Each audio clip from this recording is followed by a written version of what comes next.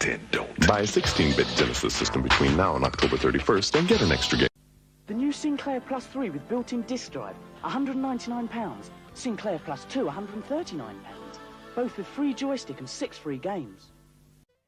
ペーサーになったソニックのライバルはテイルス、エミー、ドクターエッグマン。こりゃ負けられませんよ。手のひらサイズのカーレース、ソニックドリフト、ゲームギアから。Brian, people ask, how do you cope with being a disembodied brain? Just floating in a jar with no girls, no music, no car, no parties. It's not so bad, I say. I just play with my Game Boy. Till they all get here.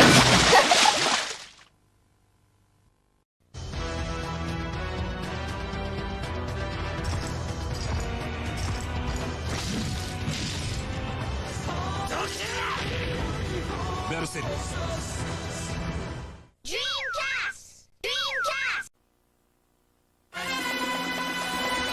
また出たゼルダの伝説。ゲームボーイでやっぱり出た。この度リンクがついたのはどこかの海の変な島。こいつは夢か幻か、島から全然出られない。どうしよう。ゲームボーイでどこでもゼルダ。ゼルダの伝説、夢を見る島。出たー。 Star Wars. It's great in the arcade. Whoa! TIE fighters! Fireballs! Coming right at me! Watch the laser towers. Aim for the tops. Pick in the cameras. Use the force. They're coming too fast! It's Ray! It's Ray! My shields are gone! All right! I'm going in! Oh, some game, huh? Some game! In a galaxy of video games, there is only one. Star Wars, the arcade. 次は何を狩る。今度は巨大なウルトラ怪獣を仲間と共に DS で食われ。怪獣バスターズパワード体験せよ。 Hey kids, power up your score on Super Mario Brothers and Super Mario Brothers 2. Call the Power Phone for Nintendo players. Get high-scoring tips and find out how you can get a free Super Power Patch. Call 1-900-9... Well, hello there, folks. Hello there. Hey, Ron. How's it going, my good friend? I see you're in the chat. It is the Thursday night Game Huggers Podcast. Not really Game Huggers Podcast. Is that the Game Hump? What is this? Are we back? Is this podcast form? I don't know. But this is just chatting. We're going to do a game chat tonight with DeGei, our good friend DeGei. Met him at a few LinCons ago, and then we just became pretty close, and we hang out together. And we're so close, in fact, that we're about to do our very first ever co-DMing of a session of Dread coming up at LinCon. It's DeGei. Say hey, DeGei.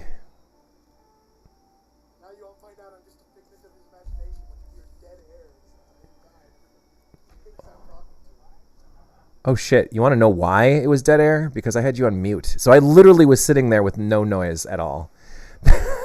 No, so the joke I just made, for those who couldn't hear the joke, was that I'm a figment of his imagination, and you're just going to hear dead air every time he cuts to me. And it literally was dead air. Heard dead air when he cut to me. God damn it.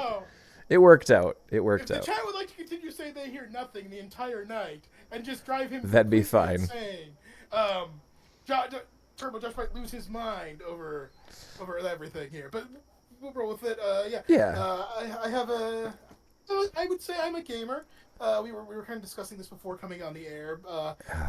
Do I consider myself a gamer? What games do I play? Currently, I'm playing very little, just because life, work, balance, depression, and all sorts of other things. It's very hard to get into games even if I have money to buy new ones. So mostly right now, my game du jour is Dead by Daylight, a very cool 4v1 online competitive sort of game. I need someone to explain that game to me because I have it. We can get back into it. We should totally talk more about it. We'll circle back. Okay, good. Dead by Daylight, okay, good. We'll put a pin in that and we'll come back to that. Also, a little Hearthstone, which is a Blizzard product.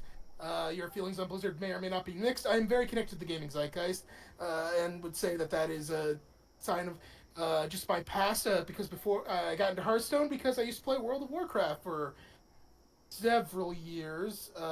Before they went into the Afterlife Zone, or no, Legion. I don't know.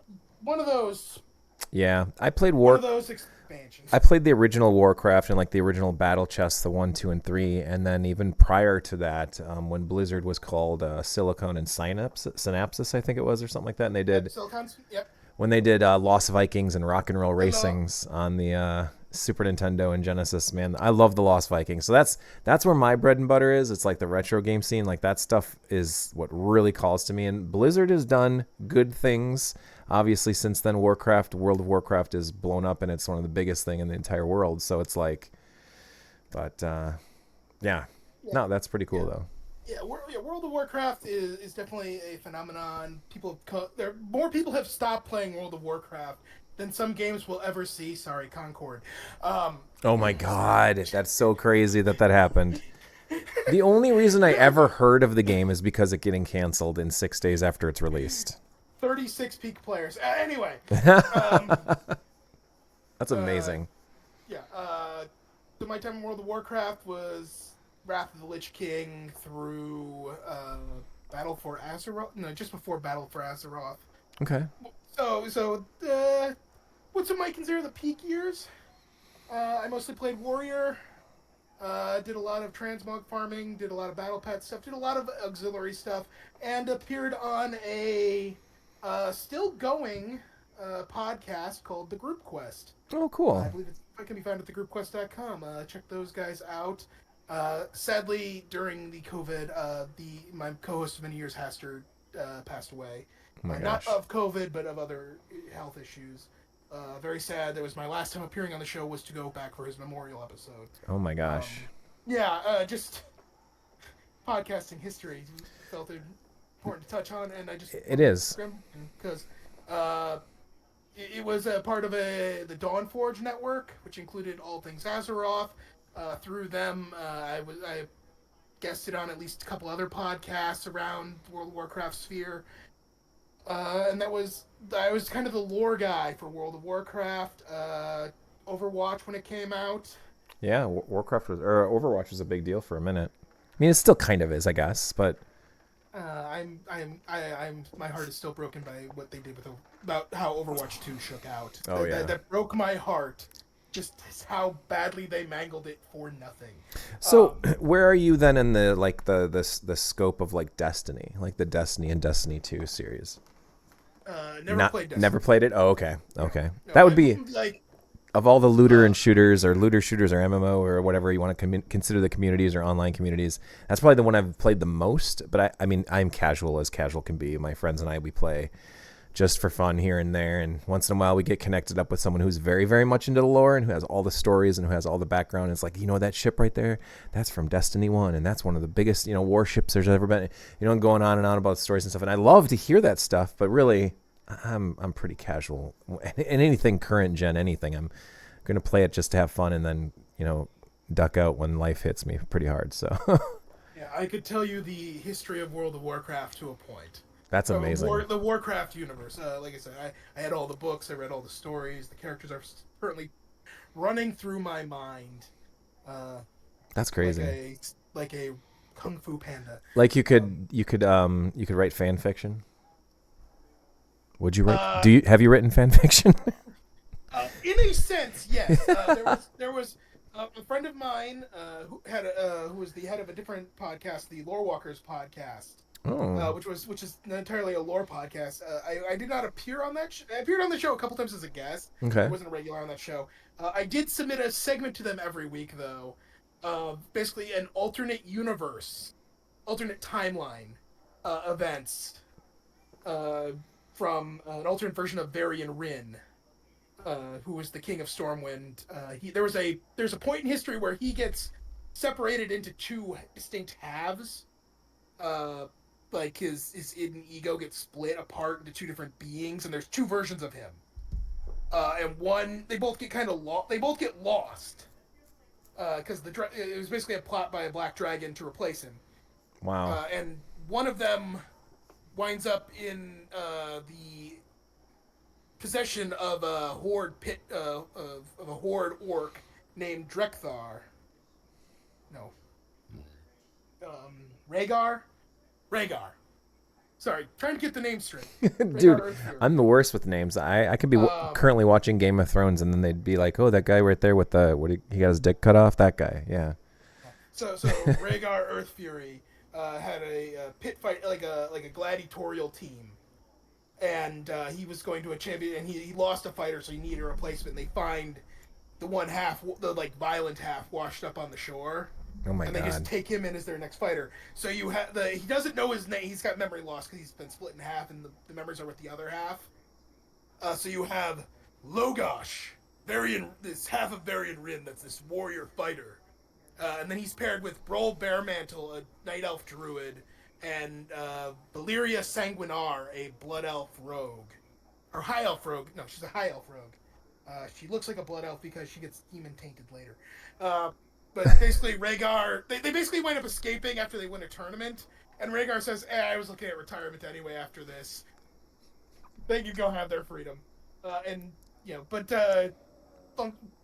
rambling on about things that don't matter because basically the premise of this was a universe where Logosh remains in the Horde rather than recombining with his other half. So I get to retell all the events as from a completely different perspective. Get to have some more interplay with characters that kind of go down a bad path. The orc Garrosh Hellscream, who becomes a raid boss later on and problematic. Logosh gets kind of be this counterpoint to him and gets kind of balance his perspective on the world outside of orc supremacy. Fun stuff. And before that, my first podcast experience was on Gaia Online. Also doing a lore show way back in day, coming out of high school. I traveled to, since we'll be talking about conventions later, I traveled to the one in Baltimore.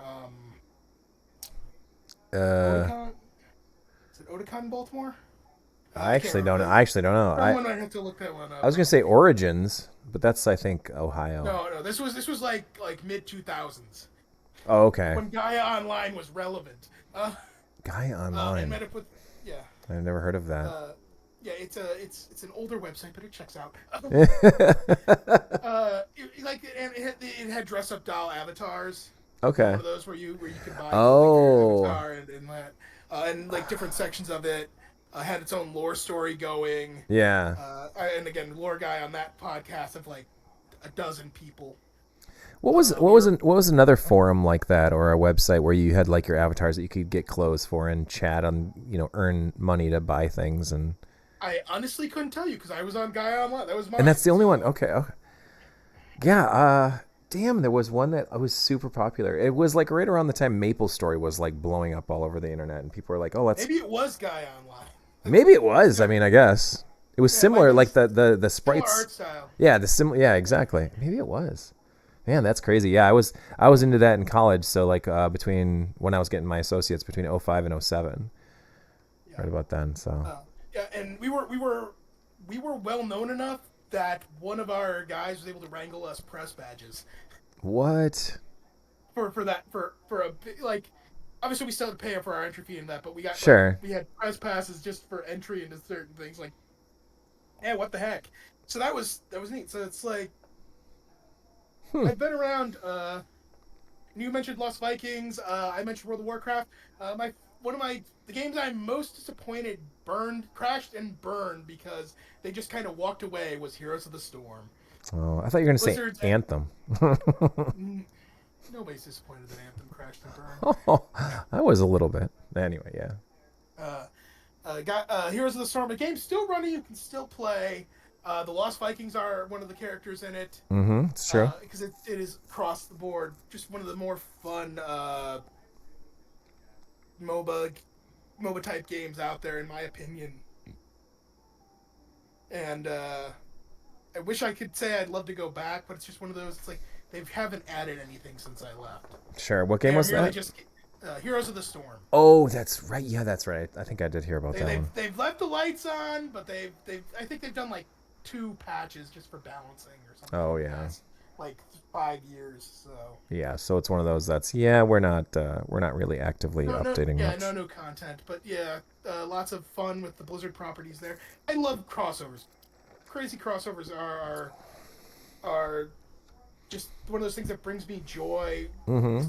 One like Smash Brothers is one of those that I have always enjoyed the series just because they go, this is a game where every Nintendo property exists, and then eventually they start bringing other stuff in, and everything in its lore exists because it is the imagination of a child playing with toys.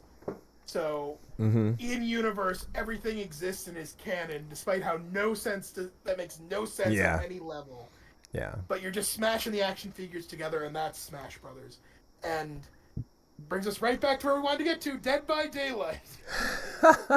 Yes, I want to hear more about Dead by Daylight because I have it. I don't have any expansions or anything crazy along with it because I think they just announced a Castlevania DLC for it, so that's a pretty big deal. Castlevania has been out for about 2 weeks. Oh, okay. Well, that must have been when we talked about it. Just released, yes. Okay. We just talked. It just released when we talked about it.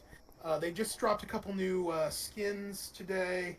Yeah. For a couple, because they do regular content drops. A temporary game mode dropped today called Lights Out, and it's Castlevania themed. There are bats flying around. Cut blocked and ready to rock. Candelabras to kind of provide some light.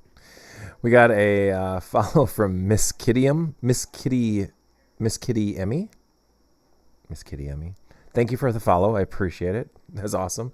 I forgot that I have sound alerts that are set up with that, and it scared the shit out of me while you were talking because it jumped up and said "cock blocked and ready to rock," which is one of my favorite quotes from when I was gaming a year or two ago. But so welcome to the show. And Retro Hitch, hey, how's it going? I've heard about these new games, but I don't believe. Yeah, I gotta admit, I don't know much about new games. I play them here and there, but you're gonna have to explain what Dead by Daylight is because we played some. Not a new game. Hey, buddy, we played some newish and like it's made in the last 10. Retro, yes. Sure, but we played a lot of. 7th anniversary this past. They have an anniversary. 7 years. No, 8. It was 8. It was the 8th anniversary. Oh my God. Okay. Well, anyway, I remember we were into Friday the 13th. That was a pretty fun game to play on Halloween or whatever. And the multiplayer, one versus many and all that stuff was. And then when Dead by Daylight came out, it was like, well, this is going to be like that, but a lot better. And here's why it's going to be supported better. And it's got a better, gameplay and game style and everything. But like we tried it and it just, I don't know. There was something about it that just didn't quite click with me. So maybe if you explain it to me, I don't know. I feel like explain it to me like I'm 5 years old. Okay, so Dead by Daylight, there is a being called the Entity. The Entity is an eldritch horror, Cthulhu, something beyond human comprehension. This being feeds on emotion, and it exists in a pocket of its own realm where it is everything, and it can reach out and touch any reality in the multiverse it wants to pull things to feed from. It has decided, since it feeds on emotion, to take mortals that it feels have exemplary capabilities of to both project, cause, and feel emotion into its realm, and force them into a game where they are continually facing the high hopes and lows of despair, fear, exhilaration, and all these different emotions, because things are constantly changing and evolving. And so it starts by grabbing just some random people. You have the 4 original survivors are Dwight, kind of your sad sack. He has a perk called Leader, which kind of implies he's kind of the one that's going to take charge when put upon. But he's kind of like he's kind of always like he's like a pro. Like, there are different versions these characters pull from all these different multiverses. There are different timelines for them all, different versions. And he's like a pizza delivery guy, a tech engineer. You know, he's the boring like grunt level employee in every job he has. So he's the guy that kind of rises to the occasion when pressure is put upon, but still kind of a sad sack. Mm-hmm. I just glanced at Twitch and I was just like, your face looks like a Dwight skin. Okay. He does. He kind of some of his skins have that beard. Then there's Meg. She was a high school athlete, track star. She's the feisty one. She won a championship but broke her ankle in the process and would never run again, sort of thing. Jake, the survivalist from Canada. Mm-hmm. And Claudette, the herb specialist, kind of the smart one. And you have these 4 survivors, are the first 4 survivors, and the first killer is this guy called the Trapper. His name is Evan McMillan. His dad owned a mine, treated his workers poorly, and basically as his health deteriorated, used Evan as his, run to go out and punish workers that weren't doing enough. And eventually Evan caused a collapse, killed a bunch of them. The killers are all these really dark individuals that you would see as slasher villains. So Evan is this rich dude, comes from money, and is kind of a rough guy. And then other things are added, like the Wraith, someone who killed his boss in a fit of rage and threw his body into a junkyard, a car that was getting crushed. And he can turn invisible because he was kind of shy. The entity empowers these individuals with supernatural powers to further make them even more insurmountable. And the survivors, likewise, are tweaked to not be aggressive, but defensive. They would never no survivor pulls a gun in the realm. When you start getting people like Chris Redfield and Jill Valentine, why do they not just pull a gun and shoot, the trapper guy who's got bear traps? Yeah. Has messed with their mind. They don't go to their normal responses because they're thinking defensively, how do I escape this, rather than how do I just kill this guy? Their minds are just twisted enough for the realm to play the game. But okay. That's what the entity wants. But here's the thing though, this is all well and good and there's a lot of lore and there's a lot of storyline here, but what does this game play like? Is there anything that you can compare it to and say it's kind of like this, or is it just completely unique? Because I remember there was a few different types of games that were in a similar mindset as this survival of one versus many, or kind of like a mini game of one versus many or whatever. But this one seemed like there was, and I don't want to sound stupid, but it had too many objectives while this thing is carrying you. Because all I saw was we were running from this monster. We were supposed to put together machine pieces and get pieces of this engine together while this monster was hanging us on hooks, and then we would just sit there and bleed out, and then we're supposed to save each other, and I'm break down piece by piece. You don't have to gather parts. There are just on the map during a normal game. You have 4 survivors, 1 killer, and it is 7 generators. These generators, some of them spawn in predictable parts, some of them are a little more random. Every map kind of has a couple places where there will always be a generator. So you you will get to, there are lots of maps, a lot of them themed, but they all have, there are certain features that are the same on all maps. Almost every map has a building called the Shack. Okay. Which can have a basement in it, or there's usually some kind of main building that can also have the basement in it. So it's usually in one of those 2 places. The main building usually has 1 generator that will always spawn inside of it in a very specific location. So you always know where that generator is. Though the main building might rotate based on the map's RNG. The survivor's objective is to work on generator, which you just hold down. You go to a generator and you hold down a button. You can even set it up where you just tap the button. It'll hold you down, and work on the generator. Yes, that sounds boring. This is kind of the conceit. You have to accept that you're building tension. Because while you're working on the generator, you can random skill checks will happen, which will be a circular thing pops up on your screen with, like the rapid moving line going around the circle. And there'll be a section where you have to hit the space bar or a button on your controller to stop it within. And the first section of that is a great skill check. The back end of it is a good skill check. If you miss, the generator does a little pop explosion, and you lose some of your progress.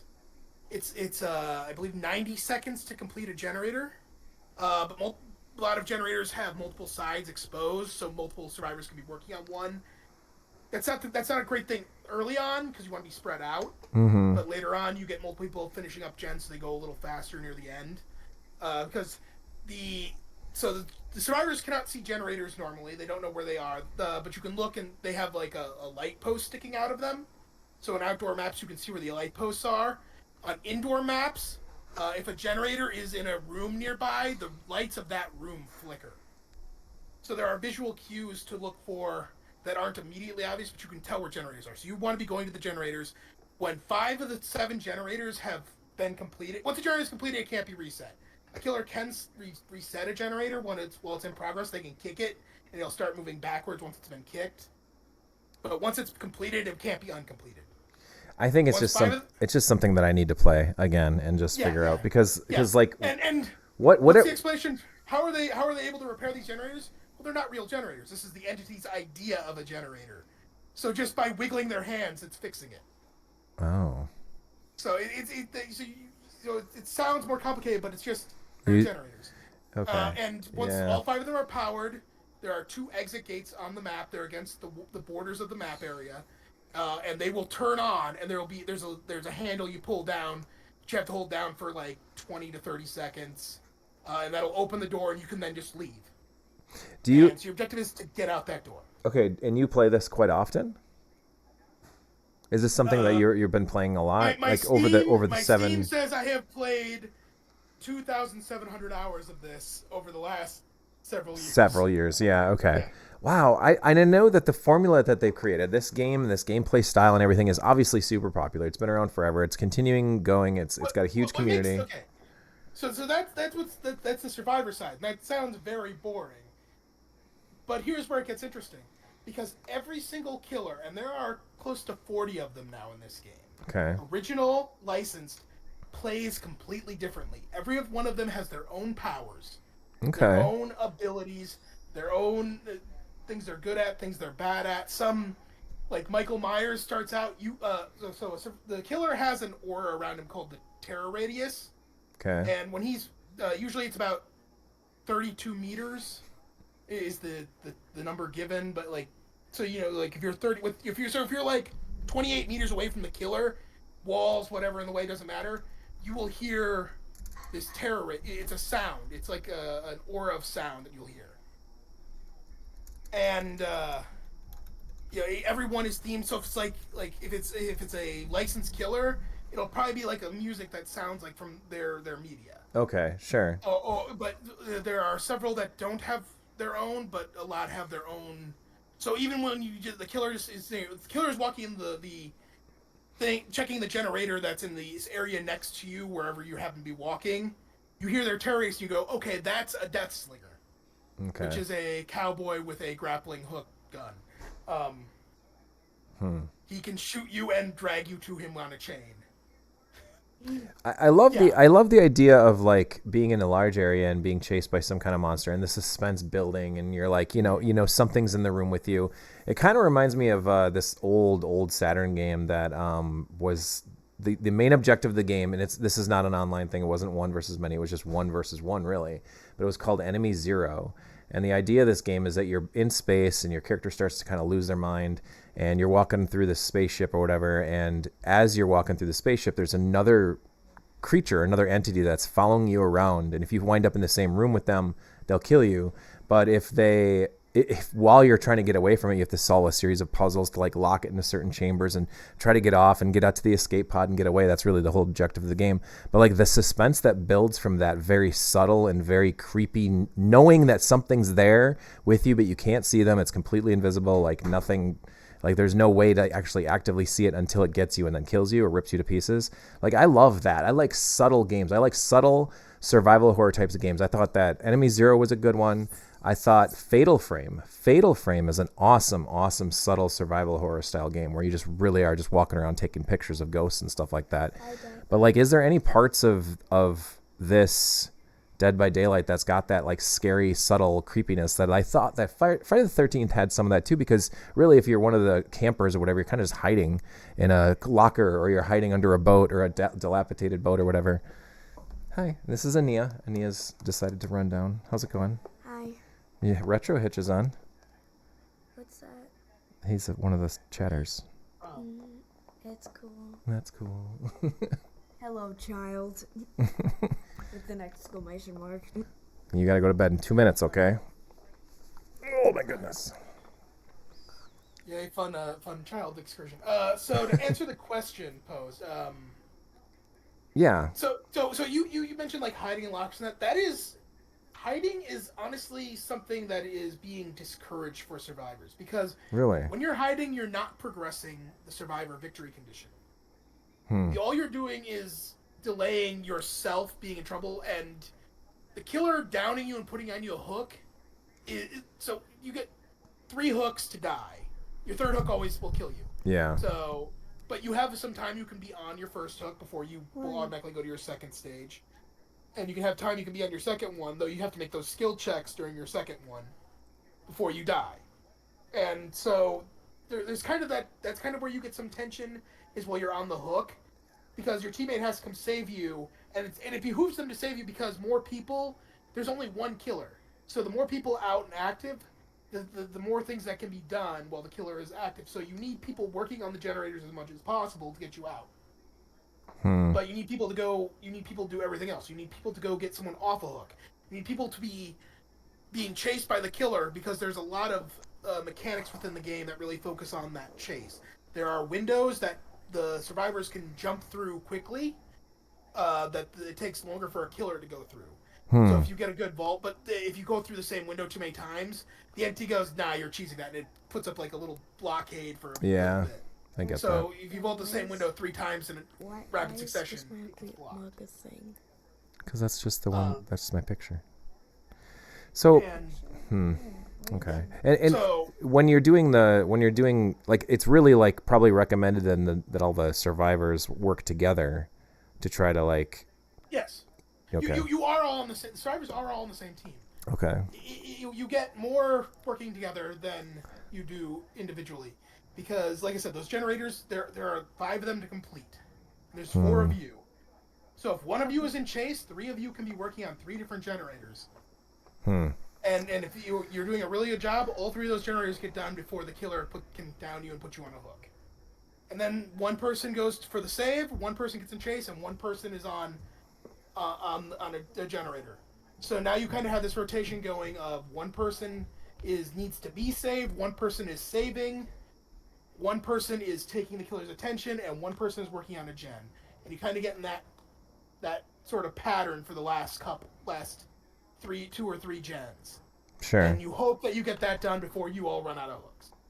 So hiding though then takes you out of that equation. If you're doing nothing but hiding, you're not helping your team, you're not saving your team, you're not taking chase, you're not working on a generator. It all kind of falls apart because now one of those things has to be given up. One person's going to die on hook because no one's saving them. The killer's going to find the person working on the gen because no one's taking his attention. You need to kind of rotate that around. So that's kind of what the interplay of the survivors is meant to be. And the killer, like I said, the different killer powers allows you to kind of vary things up a bit. Like Trapper, he puts bear traps down. If you hide them in good places on the map or high traffic areas, like you put them one on the other side, you put one next to a window, and when someone jumps through that window, they're in the trap now, and you've got them. We had a question come up. Do developers take more drugs for modern game design or more drugs with old game design? Because they had to be doing coke. The drugs are different. Old game designs was cocaine and various other hallucinogenics. Nowadays, it's caffeine and pep pills and whatever else they need to stay awake for the massive amounts of crunch that's being put upon them. Stop crunch. Yeah, and then release uncompleted game so that you can put it in beta or have their yeah. Well, so yeah, that's kind of Dead by Daylight. Okay. If you want to experience kind of the world of Dead by Daylight, do you know who Supermassive Games is? Yep, I saw. Yep, thank you, sweetie. You're welcome. You're awesome. I drank a little bit of it, so it won't spoil. Oh, well, thank you. It's delicious. Kid is bogarting screen time. She's good at that. All right, good night, sweetie. What, milk? No, it's delicious. All right, get some sleep. I'll wake you up for school in the morning. No. It's past your bedtime. Come on. I want to stay with you. School's in the morning. Bedtime, little one. We'll be like, run to commercial. Be like, hold on 1 second. And it's like, dun, dun, dun, dun, dun, dun. We'll be right after these messages. We'll be right back. After these messages. We'll be right back. Yuck. Good night. She got me a glass of milk. That was sweet of her. Yeah. But do you know who Supermassive Games is? Supermassive Games? Yeah, the Quarry, Until Dawn. Oh yeah. I've heard of them. I've never played any of their games though. Aren't they more point and click, or is that? They're more like a modern point and click, Telltale-ish sort of. Yeah. Those are cool. Just this week, last week, recently, very very recent. The casting of Frank Stone was put out. It is set in the Dead by Daylight universe. Oh. But it is a story-based game for from Supermassive. Well, that's really cool. In that universe. So if the idea of Dead by Daylight sounds interesting, but the core gameplay loop is not quite that interesting. Yeah, you can check it out there. I think it's one of those things that I definitely need to try out more and get used to really define whether or not it's something that's for me. I don't know. I can take you in a custom game and show you around some things if you really like some time. Okay, we could do that. It is one of those that you could definitely. You'll probably scare the shit out of me, and then I'll never come back to it again. No, I'm kidding. No, I won't. I might show up as Nemesis though. So. Yeah, there you go. Resident Evil 3. How's it going, Zodwallop? Hello, welcome to the chat. Stars. But beyond that, I also play some Hearthstone, which is just card game, auto battler, battlegrounds mode. Don't want to linger too much on that. It's all right. But they should make a Marvel Death by Daylight game where you are avoiding the Hulk as he smashes the merry shit out of everything. That's pretty good. Well, see, that's the interesting thing about the licenses in Dead by Daylight. We've gone through everybody, but as far as like mainstream horror villains go, everybody but Jason is here. Jason is because I'm sure you're aware of the complicated copyright laws around Friday the 13th. So I do know some of what happened. Other than, I mean, really all I know is that there was complications, and that's one of the reasons why the game kind of just faded off. But like, what actually happened? So it's one of those weird. It's just a weird case of who owns the character Jason Voorhees. Really? Because I think originally is what it boils down to, because the writer wrote the original writer wrote the movie. They filmed it. Mm-hmm. And in the first movie, if spoilers for the original Friday the 13th movie from like 1977. Yeah, it turns out to be Jason's mother doing all the killings. Right. So the character of Jason Voorhees doesn't appear in that movie until they decide to add a stinger where the girl's on a boat out on the lake and the kid comes out of the water, grabs her, and drags her down. Yep. That wasn't in the script. They came up with that while filming. So that is technically the first appearance of Jason Voorhees on film. But obviously that's not the version of Jason Voorhees that appears in later movies. So who owns Jason between the production company, the writer, the director? The character itself is where he just kind of winds up in that limbo of who of everyone involved actually owns Jason. Interesting. And that's just kind of where it winds up. and beyond that, different people have bought and sold different parts of it, and I think there's something worked out now because I know he's in multiverses, right? Which does not have as merely which Warner Brothers, you're terrible at doing crossovers. Please stop. Yeah, it's pretty rough. Like I said, Smash, Dead by Daylight, they have good lore that explains that everything is canon and there's a reason for it, and you can go and find out why is Pyramid here in the entity's realm in Dead by Daylight. He's a manifestation of guilt. Why is he here? He just showed up here because James Sunderland got dragged into the fog, and he's looking for him. So it's like one of those things. Like they explain it all in the lore.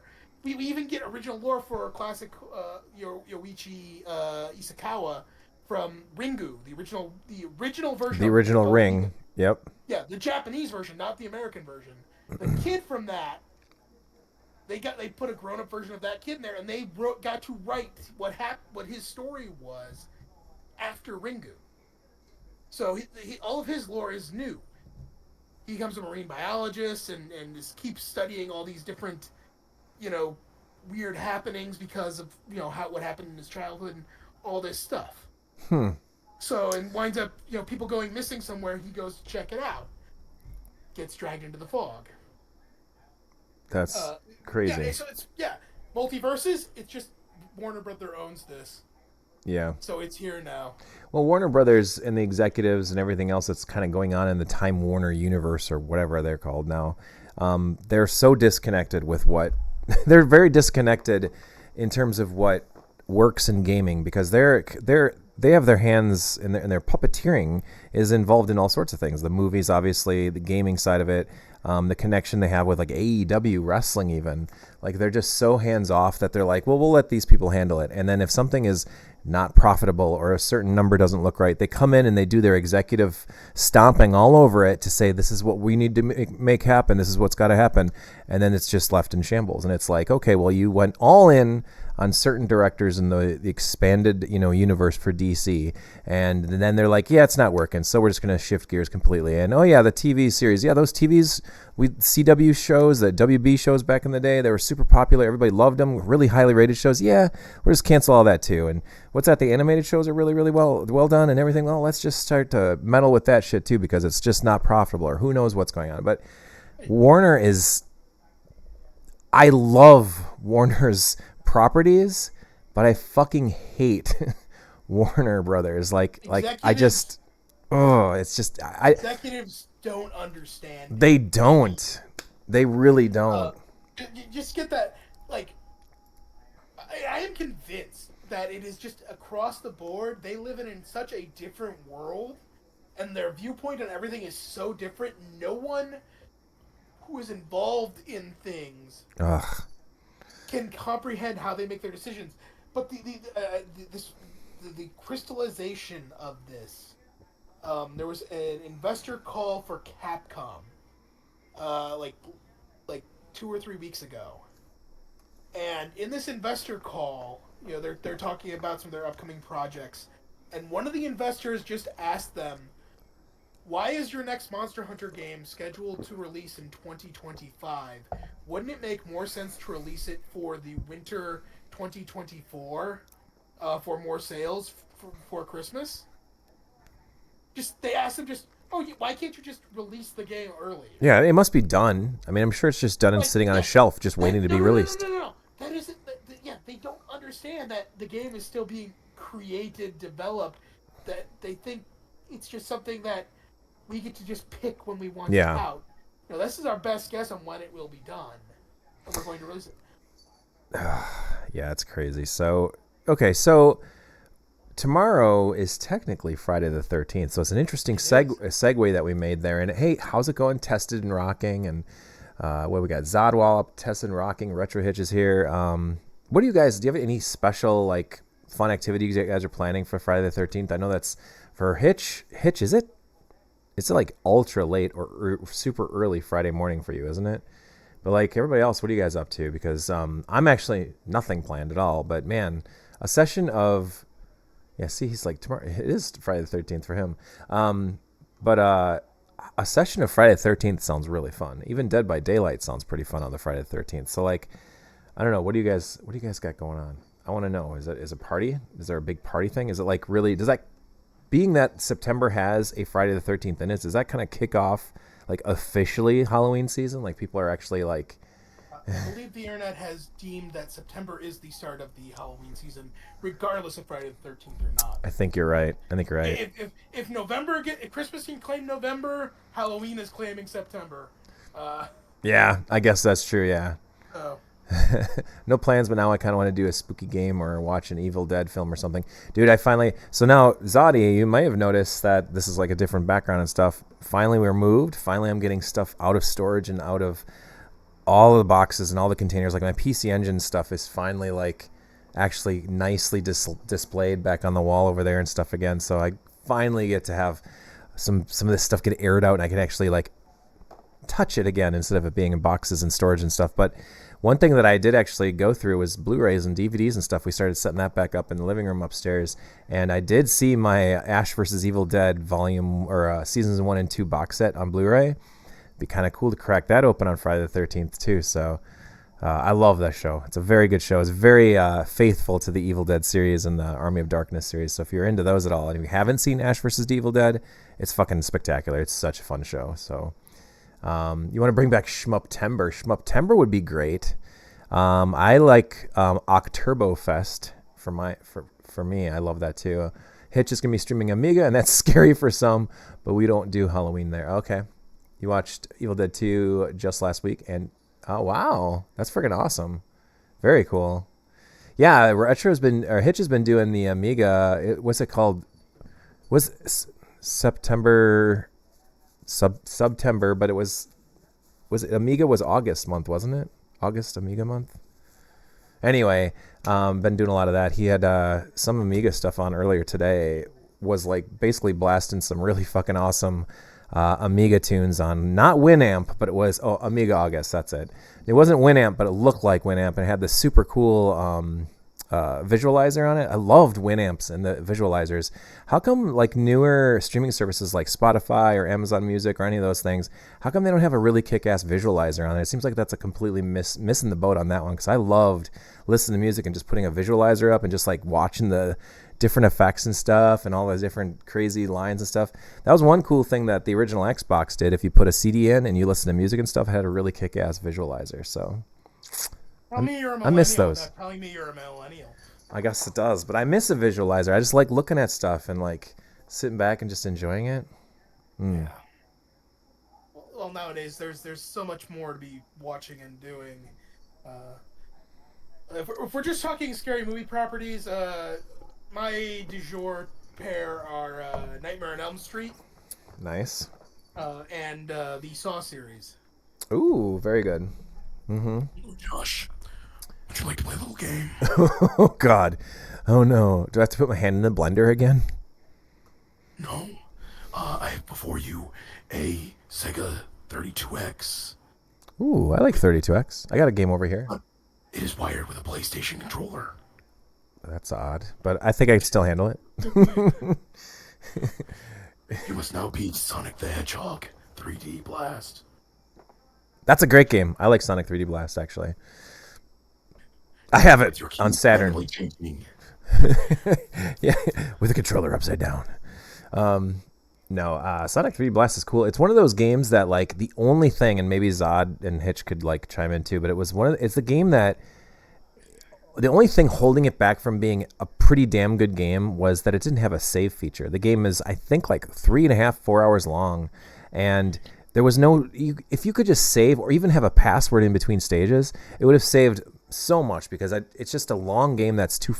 I don't know. It's too drawn out and too frustrating to just sit through in one session. So I would usually always get to like the third or fourth, maybe sometimes fifth stage, and I would just get bored from it, and I'd be like, no, I need a save point. I need to come back to it. So I guess that's the luxury of common or current computer games, emulations, whatever.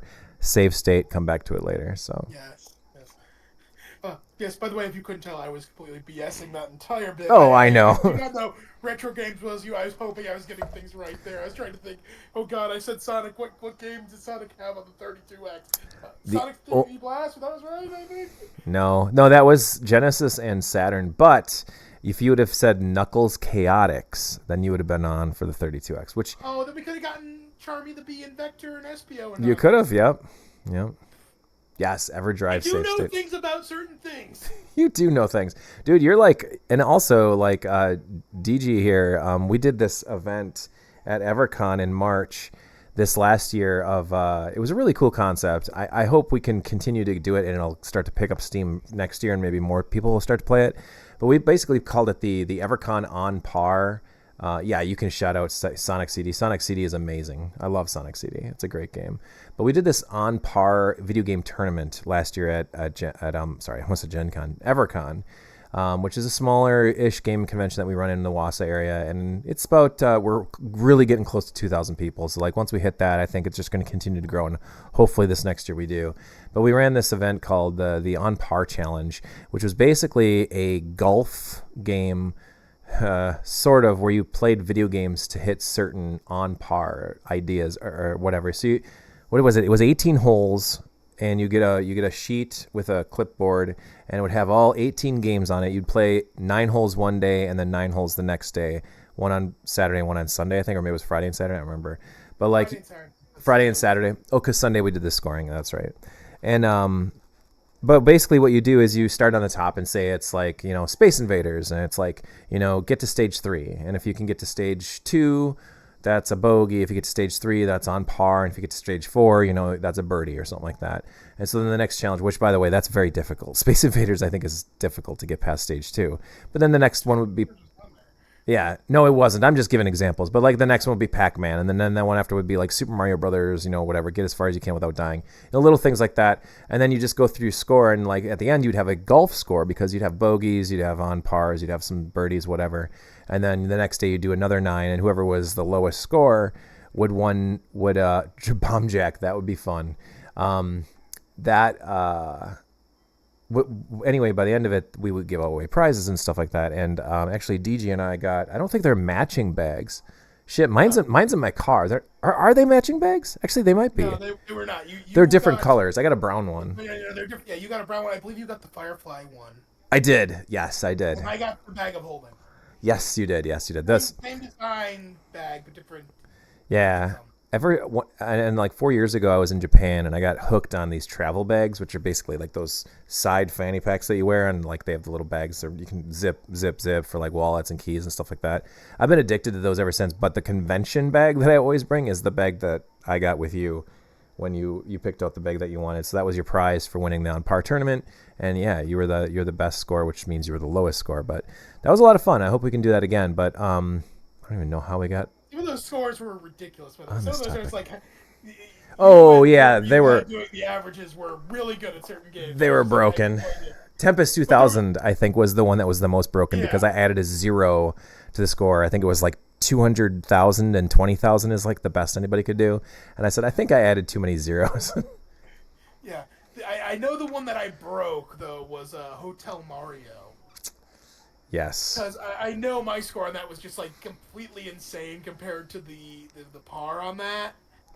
And I know why I did that because I figured out, I don't know what compelled me to do this, but it's like, okay, the objective is close all the doors, not kill all the enemies.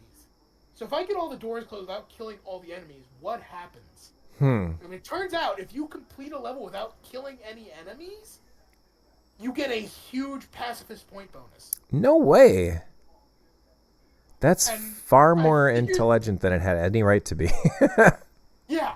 So I didn't mention that with every level, but I think I did like 2 or 3 of them where I did them pacifistly because the enemies will reopen doors and make it harder. And sure, yeah. So it's really hard to do. But like if I just was like, okay, I'm gonna do this is my patterning and I'm gonna hit them as quick as possible, and just do as best I can. And yeah, my score was just insane on Hotel Mario. I know that because my philosophy was okay. I'm gonna do like 1 test run, and if I feel like I've got the mechanics down, then my next run will be it. If I don't, I'll do another test. and then my third run will be it, and just like lock it in, do it. Not going to spend a bunch of time trying to practice the games. 1 or 2 goes and then call and then do a lock-in run, and that worked out for me. Also at EverCon, since we were on the topic of me knowing things, yes, they have the trivia contest, which is a group trivia contest. I took second place by myself because I was supposed to have a partner who was supposed to be kind of the ringer for EverCon trivia, but he kind of wandered off on me before the thing even started. Wonder what happened to him. Wait, was that Josh? that was me? Yes, you were sitting next to me, and I was gonna you're gonna give me the EverCon questions, right? And you kind of went off into your own little world, shall we say? Oh shit! Yeah, well, I was in trouble. I was in trouble. Yeah. So I wanted to do that by myself, but still took second. Yeah. And the second place prize was a free pass to next year's one free pass. Next year's So EverCon. wait, you have a free pass? Yes, I have a free pass next year's EverCon. That's hilarious. That's amazing. Further on trivia, because LinkCon is coming up next month. It is, yes. 2 years running, I am the trivia champion at LinkCon. Yeah. So. Yeah, this. Last 2 years, I have won the trivia contest. Who was running EverCon's trivia? Was that Jacob? Question mark. The small handsome young man. Yeah, whoever drives the Blueberry. That's all I remember. That is Jacob. Yes. My mind. That's now. Jacob. Yes. So he's doing the EverCon, he's doing the he's doing the LinkCon trivia this year because Mojo Menace cannot make it. So I'm highly likely to be 3 years running after this. Potentially, yeah. We need to figure out if we have any competition for the trivia this year, but we're going to be doing that Saturday night. Yeah. So that'll be super fun.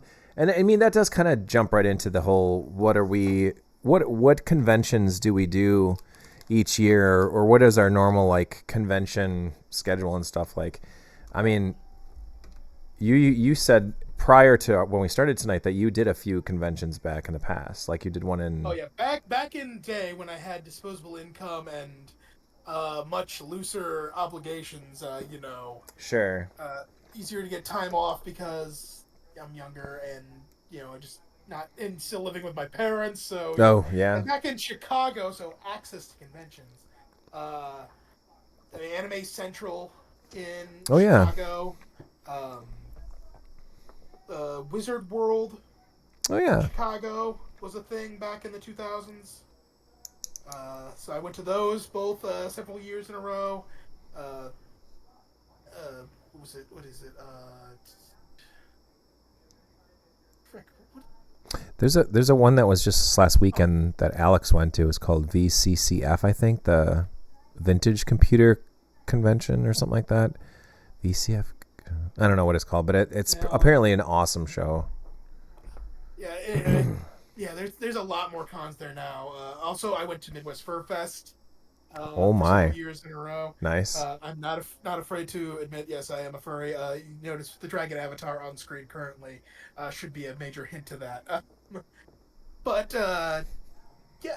gaming is a big part of a lot of those cons. Just like different ways, after hours stuff. At FurCon, werewolf has always been a thing. At every convention, there's always some kind of werewolf. I think that's where we met, and we're gonna attempt to bring it back at LinkCon this year because it's been a staple of our show. And then what I think happened in the past was either like people just didn't know where it was located, or it was just like there wasn't enough space for it. But this year we're gonna make sure we have time set aside for it because I think Friday. I guess you and I need to chat because we need to discuss when we want to do our. I already have Friday off, so. Okay, when we want to do Dread, because I was thinking that we didn't want to do Dread and Werewolf the same night because I'd like to play in both. One of them obviously we're running, so like, and they're kind of, I wouldn't say similar games in the way of like social deduction, but they're like the games where it's like relaxed and chill and there's a circle of people and it's loud, and obnoxious at times. But like, you don't want to have two of those, going at the same time, so especially in a smaller space like what we have. Yeah. They're both places for people to express themselves and their personalities. Exactly. I totally understand you. So which night are we doing? I know we still have to kind of even like discuss how we're doing that dread because we do. Like we have some ideas, and I feel like we are still feeling out how to run dread as kind of like an open thing. So we will. Yeah. We definitely do have to make some discussion there. Yeah. When we come together, what we need to do, and this is, you'll be surprised to hear this, DG, but like really what I do is I just wing it. I know you're probably surprised to hear that. No, you obviously know that because my stories are as generic as possible when we play that. Right. Well, yes, definitely. The story part, it's all got to be improv because I think we need to open it up more for people to just go off the rails with stuff. I think that's when it gets amazing because then there's girls that are twerking zombies over their bodies. Then it becomes the whole entire amazing story. And we need to allow the story to evolve and not just more zombies keep coming in. Yeah. Tested Rocking says, I have no consoles beyond the PS1. I may have to get a PS5 Pro for its eventual rarity. I'll set it right next to the Chameleon. I'd rather play Apple Pippin and the Amico. Yeah. No, the PS5 Pro thing, if we even want to touch on that, we can talk about it in a little bit, but I do not understand. I do not understand. As far as I'm concerned, it's still an evolving story. I don't think I guess that's true. So that's new. That's way too new news to be getting into. Like, oh, they announced a price and they don't have a disc drive in it. Oh no. Yeah. And it's sold separately. I mean, you can get it separately with the case and everything, and the what the kickstand or whatever to hold it up, and that's $800 then. We haven't heard the Xbox response yet. I don't think there's going to be one.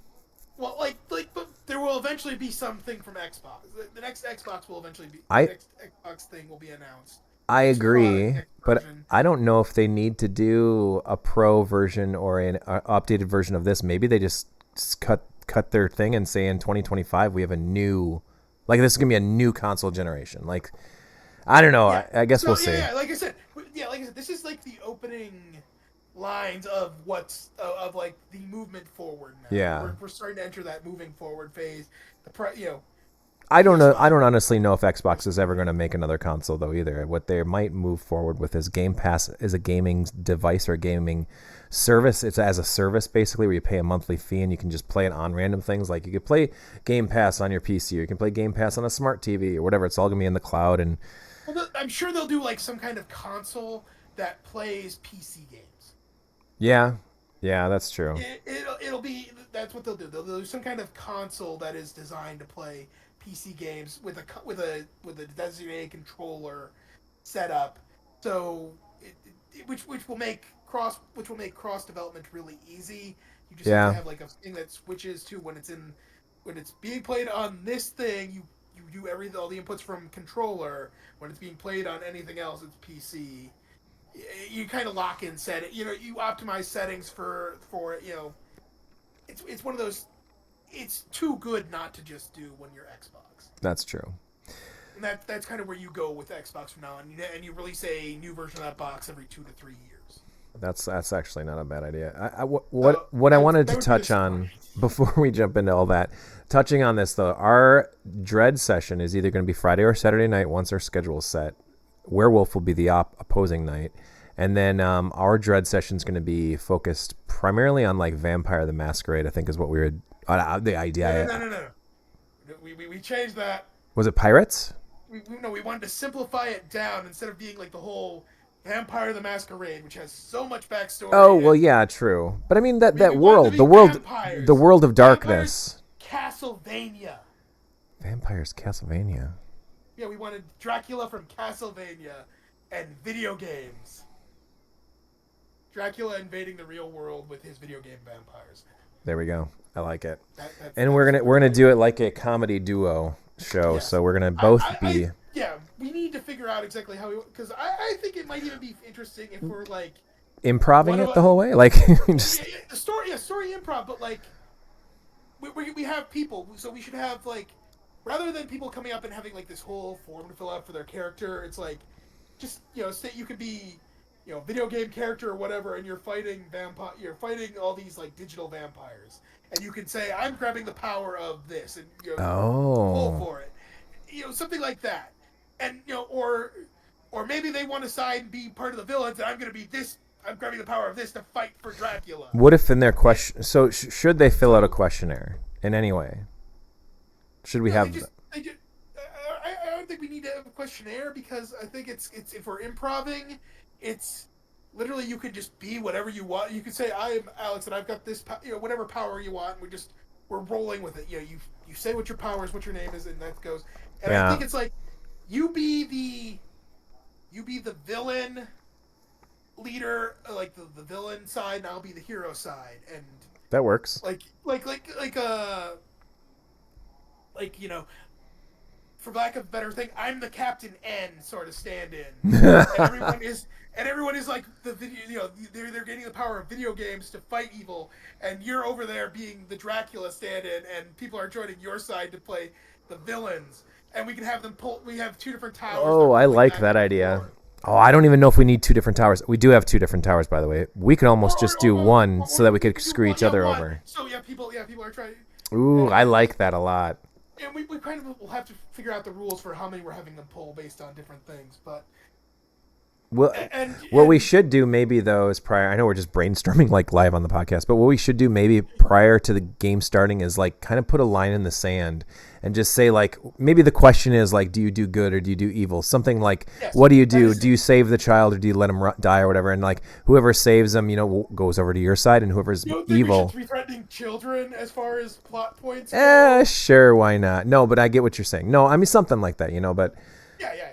So that would be fun. That instead of we set up the scenario, but are the people coming up to pull are joining a side. And we're trying to, and maybe whoever has the most towers fall at the end of the night wins or loses. I like it. No, so I mean that way it's and. So if for instance, if the good guys are pulling and a tower goes down, that's like 1 point for the bad guys. If the bad guys are pulling a tower and it goes down, 1 point for the good guys. And by the end of an hour or 2 or whatever, whoever has the most points is the team that wins via scrambled up crazy storyline. However, convoluted way it comes apart. Yes. This will be great. That's it. I mean, like other than like a little bit of game universe world building here, but it'll be hilarious. It's not entirely Dread, but it's close enough, right? And I think the added bonus should be whichever side caused the tower to fall gets to rebuild it. By the way, if you're a viewer right now, Dread is a game. It's a role-playing game-ish, more of a party role-playing game, where a bunch of characters are playing and they're your players, and instead of rolling dice and making like real important decisions, I mean, I guess important decisions do happen still, but serious decisions and serious ramifications on the next session and all this stuff to build your character and everything. There's no character creation. There's no hour-long, I'm going to do strength abilities, perception checks, nothing like that. There's no dice at all. As a matter of fact, the only element of the game that's any part of chance is this giant Jenga tower where while you're playing you just pull Jenga pieces out. So like say if a challenge of something like, whoa, I see a car, I'm going to hail them, and well, you're going to see if the car notices you or not. Pull one piece, and you pull one Jenga thing out and put it on the top, and sure enough the guy sees you, you're fine, thing doesn't tumble. But oh my god, now you're in the middle of the highway and there's like 15 zombies and they're surrounding you. What do you do? And you're like, well, I'm going to roll underneath their legs and run away real quick. And it's like, that sounds difficult. Pull 6 pieces, and then you're pulling 6, and by the 5th one or 4th one or whatever, the thing tumbles down and boom, you're caught by the zombies, you're dead. So then you leave and come back as a new character. You're like, I'm Dave Jr., or something like that. It winds up being just this hilarious night. And last year at EverCon, actually not last year, but in March, I think there was one of our friends, Brent, died 4 times. And he every time he came back, he was like, I'm Dr. No the Third or something like that. And it's like, oh God. And he's just basically the same exact character, but he's like, I'm looking for my father. Every time he comes back, he's like, is my father here? Who is your father? Dr. Nada Jr. or something like that. And it was like, yep, welcome to the party. You're here. Yeah. So it was pretty hilarious, but it's just fun and it's just a lot of laughs and it's a good time. So I like this idea. Can you write up like a short synopsis for me to like make the event? And yes. Perfect. I will come up with something on that. So perfect. Yeah, but I like the idea of like the dueling dungeon masters almost. It's going to be great. Yeah. Teams. So yeah. So yeah, it's like they're teams, and then like Okay, so that someone on my team polls, they're successful, then I get to describe what happens and put a challenge out for your team to answer. Yep. And then your team polls. When you get your team player who wants to solve the problem, they say what it is, and you have them pull. And if they pull, then you get to respond how they fixed it, and then you set a challenge for us. We're basically playing ping pong. Basically, yeah. God, and the cool thing about this is, like, if we get a lot of attention and people really want to play, we could almost do, like, teams, like your team wins and then, like, another team comes and challenges, like, say the next night or a different session or whatever. This could be cool. Let's save that. Let's see how. Yeah, let's see how this goes. Yeah. And then we start coming with variants on that. Yeah. But like, write up a whole tournament for it. Yeah. But like, and like I said, if you knock the tower down, you have to rebuild it. That means you get to rebuild it. Yeah. Yeah. Oh, yeah. Sure. Oh. The nasty ones when we were doing it at the end of that last one. Yeah. Yeah. So maybe as it starts getting towards the end and things are getting, but things if they can successfully pull one, then the other team is, oh no. Mm-hmm. I think it's gonna be a blast. LinCon is October 4th, 5th, and 6th. That's in Merrill, Wisconsin, at the Lincoln Lanes Lesson Gyms. It should be a lot of fun. Our first day is that Friday. We're open from noon to like midnight, and then Saturday it's an all-day affair. So it should be a lot of fun. We're gonna have a good time there. Hey, Brett, DG, one last thing before we wrap up for the night. Is there anything, like any games that are coming out that you're looking forward to? Well, like I said, the casting of Frank Stone is definitely one I still haven't carved out the time slot to sit down and play something that big. So that's on my list. Other things like I said, I right now it's there are things I kind of watch for. And sure. There's not a lot on my list coming right now. I need to find more time to play Pokemon Scarlet and Violet because I still haven't really dug into them yet. Was big into Sword and Shield. I could go on and on about Pokemon more too. Obviously, I'm right in that generation. As far as upcoming other things, Mina the Hollower is being made by the guys who made the Yacht Club games. Oh yeah, hell yeah. Mina the Hollower, definitely one to look out for. It's very Game Boy Color inspired. Ooh. Sort of like whip like Castlevania, Gothic sort of thing. Sure. Kind of like a little bit of Dark Souls, but not quite, sort of thing. Look it up on Steam, Mina the Hollower. Okay. I don't think it has a release date yet, but I've seen it. I've seen previews of it. It looks very cool and retro, something right up your alley. And the other one I'm looking forward to announce for next year on the theme of conventions is from the people who made Monster Prom, Monster Prom 2 Monster Camp, and Monster Prom 3 Monster Road Trip, Monster Prom 4 Monster Con. Monster Prom 4. So what did those games play like? They are multiplayer dating sims. Okay. So they play like a dating sim visual novel, but they're designed to be replayed, and up to 4 players can play at one time. In the first Monster Prom and Monster Camp, you're presented with 6 romance options. Monsters, obviously, all of them are over 18. Okay. Despite being in high school, yeah. Settings. Oh god. Everybody's over 18 in their bios. So it's one of those. It's very tongue in cheek. It's like, wait, we're high school, but they're over 18. Yeah, just go with it because we're not stupid. But they have random events go on, and you have like you're offered 2 choices. Random thing will happen. You do this or this. And based on your stat block, you have to figure out which of them is the right answer. Because it's not which of these 2 is the right response to this problem. It's which one does your stat make the right answer. Because each of them will be secretly tied to one of the 6 stats. And whichever stat is higher, you'll be able to pull off. And whichever stat is lower, you won't. Interesting. So every response actually has 4 outcomes. Success or failure. And yeah, if you get enough right over the course of the game, you get a date to the prom in the prom game. You get a date to go watch the meteor shower in the Monster Camp. There are also a bunch of secret endings that go off the rails and do their own thing. Road trip is not about dating. It's about making it to the end of the road trip without running out of resources. The group is sharing them, and you have to make choices to not use up all of your gas, money, food, etc. Sure. Yeah, which it's just a big party for that one. But Monster Con's going back to the thing. They have new bunch of new romance options, including a cosplaying Mimic and a manifestation of an Iron Maiden. Interesting. Yeah, very, very cool game series. Very, very progressive, like non-binary. There's a non-binary Reaper in Monster Camp named Milo. They are lovely and I adore them. They enjoy life. You can go on and on about the series. Sure. The characters, you think for a dating sim they'd all be rather one note and, oh, you just want to smooch the hot demon guy who's a bad boy. Sure. But then it turns out he has like you start getting down to secret meetings, secret endings, and you find the deeper sides to him that, even though he's the Prince of Hell, his two dads are literal rulers of one ring of hell, he just wants to, part of him just wants to be a hairstylist. And he's really into RuPaul's Drag Race. Yeah, so he has like this RuPaul? Yes, because Monster Prom. Yeah, I getcha. And it's Monster Prom, not Monster Prawn, right? Prom, yes. Okay. The first game is Monster Prom, and there's Monster Camp, and then Monster Road Trip. Yes, they're all on Steam. Look them up. They're great games. Pretty cool.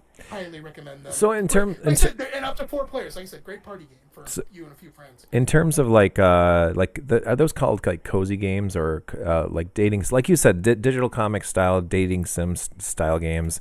Like what was it? It was there was a few games like that from back in the day that were like on Newgrounds. I'm aging myself a little bit there. Newgrounds had some dating sims that were pretty good.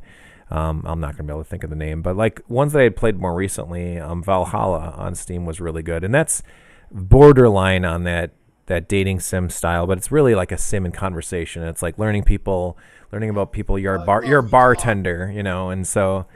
Yeah, Coffee Talk.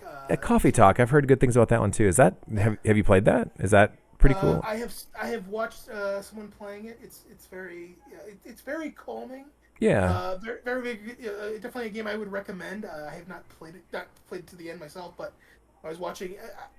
I find dating sims to be this very nice. Usually, if you have a very hectic life and you just don't have like tons of time to go spend diving into games. Yeah.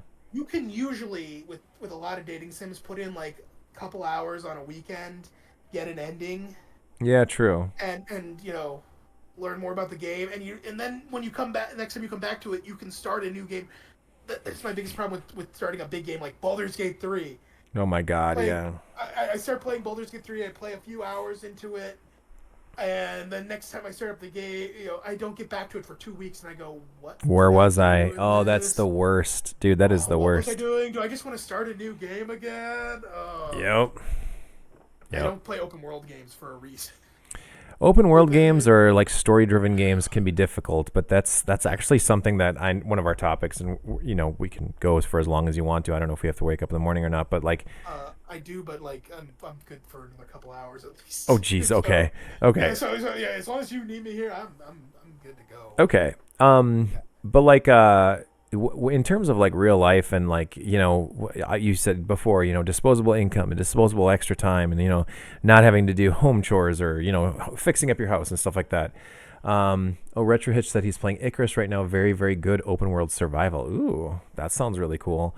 But like the balance of like when you can get into a real in-depth game that's that style of the world is huge and it's almost daunting to start. Like you got your new character, you got everything that's like, this is going to be thousands of hours. This is going to consume my life. Do I have time to do this? Like, yes, it might be beautiful, and yes, it's world renowned and winning all these gaming awards, and is this is Elden Ring, or whatever, like these games that are just so freaking huge. But like in reality, do you have the time to play it? Like, can you actually get to it? So like that's that interesting thing about nowadays. I mean, this has always been the way it's for me, at least, because I've always had kids and stuff. But I mean, in a world when like work is so much of your life and extracurricular activities and trying to stay healthy and whatever else, and also wanting to like play games and stuff like that, balancing it can be so hard. But oh, he's got to go, mate. Sorry, it's late and I have to stick a long pole in a dark hole tomorrow plumbing. All right, good night, man.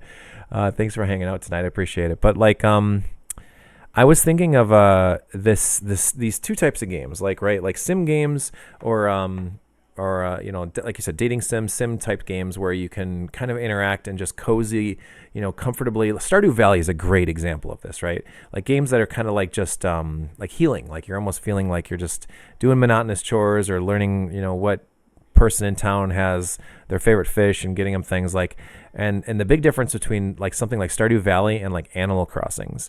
So Animal Crossings is that kind of real-time sim where the world happens regardless of whether you're there or not. And if you're not playing on certain days or you're checking in on certain times of every day or whatever, you actually miss out on certain things like that. So like in the real world, in a world where my schedule is hectic at times and moving sucks and getting married is a lot of work and, buying a house is insane. Kids going to school is hard. Like knowing that I can always go back to Stardew, even if I've let it sit for months, and I come back to it and just, it's right where I was. It's back to where I was, that's so comfortable and so nice and so happy to go back to. Whereas Animal Crossing, it is cool. I like the concept of what they have. It just isn't for me, Because like there will be times when I'll be into it and I'll be hot and heavy and playing it multiple days in a row, and then something will come up and I just won't be able to get back to it, and I realize I've missed a few days and missed a few weeks now, and then all the neighbors are gonna be like, "Where have you been? You haven't been around for weeks. You've been just hiding up in your house." You're like, "Yeah, I know. This kind of sucks. You guys are dicks." Like, so how do you do it? Like, what are some like tactics that you use in your current life to like still enjoy gaming, still be a kind of like up and up on what's coming in around in the world of gaming, but also like not let everything else slip away. You know what I mean? Well, keeping up on gaming news is not that hard. It's not. Twitter, a little bit of YouTube. You get things filtered down through different sources. I watch on Mondays Jim Sterling, the Jimquisition, Stephanie Sterling, I should say. Sorry, don't want to misgender her. James Stephanie Sterling. She's fine. Anyway. Has a show, the Jimquisition, every Monday. Mm-hmm. It's very much a hot topic gaming news show. Not like it's like pick a topic of the week, deep dive on it. It's kind of skewed in for her opinions, but it's a source of news, and there's a couple of and just random what comes across the news feed. If anything major happens, somebody's gonna link it on Twitter. One or the couple of times I check Twitter a day. Sure. And I'll see the big things. The big things filter through. Somebody will post it somewhere.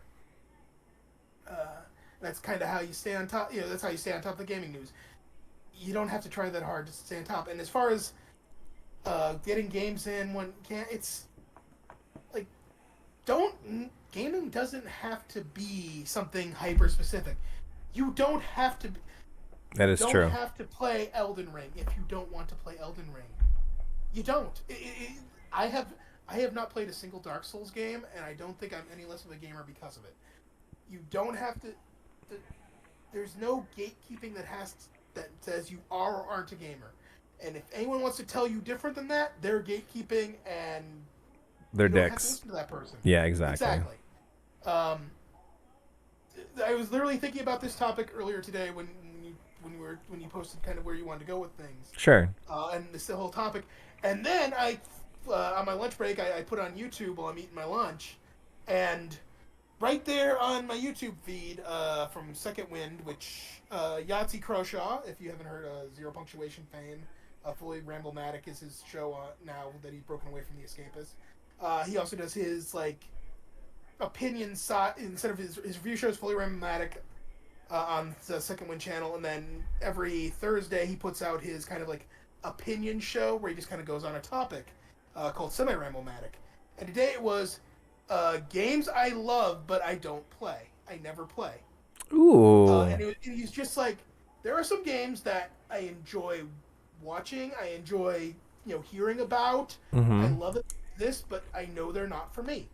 And his list is I know Guilty Gear was on like 3 games he listed, and I can't remember the first one off the top of my head, but like second one was Guilty Gear. First one was Team Fortress 2. Okay. That's because when he played Team Fortress Classic when it came out, or back when that was a mod for Half-Life. Sure.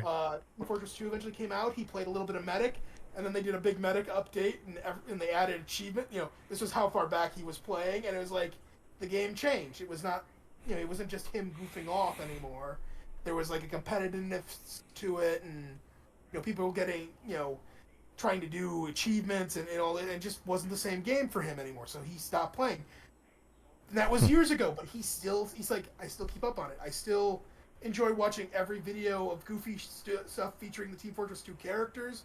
I keep up on patch notes, and just because it's like interesting to read what they've come up with over the years, and it's a like, and I totally understand it, because there are certain games that I like hearing about, like seeing, but I will never play.